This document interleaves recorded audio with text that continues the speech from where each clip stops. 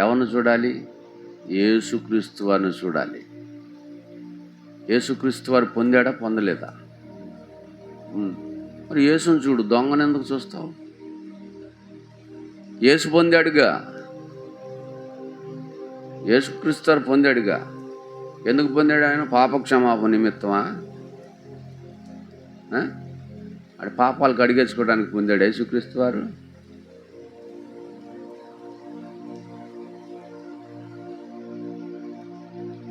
ఆయన చెప్పిన మాట ఒకటి ఉంది అక్కడ, నీతి యావత్తు ఇలాగు కానిమ్ము. దేవుని నీతిని నెరవేర్చడానికి వచ్చాడు యేసుక్రీస్తు వారు. మనందరికీ మాదిరిగా ఉండటానికి ఆయన బాప్తిసం తీసుకున్నాడు తప్ప ఆయనలో ఏ పాపము లేదు.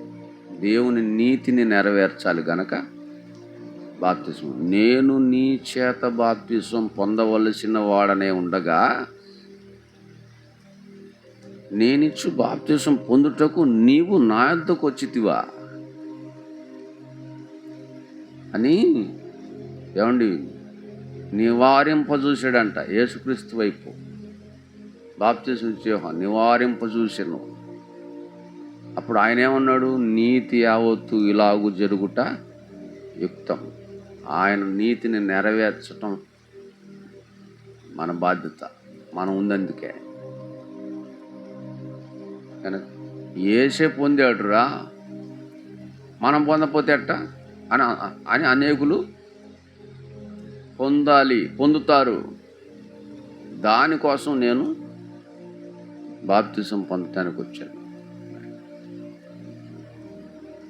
అసలు సిలువలో దొంగ బాప్తిసం పొందాల్సిన అవసరం లేదు, ఎందుకంటే అది ఆజ్ఞ కాదు. అప్పుడు బాప్తిసం ఆజ్ఞ ఎప్పుడైంది? ఆయన మరణించి తిరిగి లేచి వెళ్ళిపోతూ ఇచ్చాడు ఆజ్ఞ.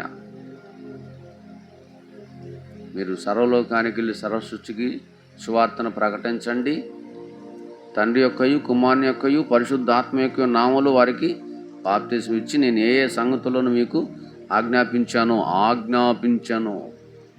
ఆయన ఆజ్ఞల్లో బాప్తిసం కూడా ఒకటి.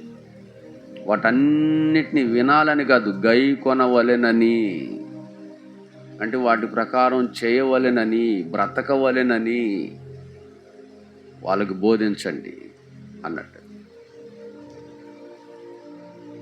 గనక పొందనోళ్ళు వెంటనే పొందేయండి. ఈ మధ్య ఒక అమ్మాయి ప్రశ్న వేసింది, అన్న బాప్తిసం పొందలేదు నేను, వాక్యం చెప్పవచ్చా అని. నోరు మూసం కూర్చో అన్న.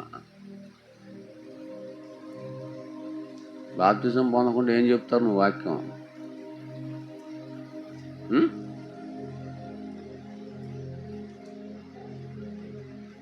వాక్యం స్టార్ట్ చేసిన వాక్యం ఎక్కడికి వచ్చి ముగిసిద్ది?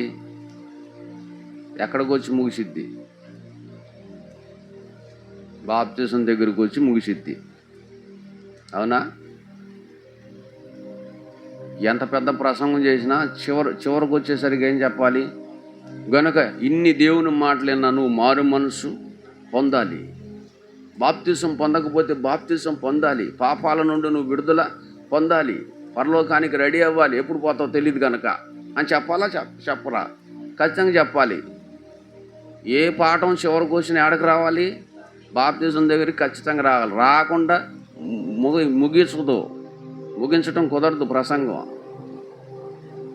కనుక ఆ ముగింపు మాటలు అమ్మాయి చెప్తున్నప్పుడు పొందకుండా ప్రసంగం చేసేసింది. చివరికి వచ్చేసరికి బాప్తిసం చెప్తుంది. టక్కన ఎవడం లేచి నువ్వు పొందావమ్మా అన్నాడు అనుకో,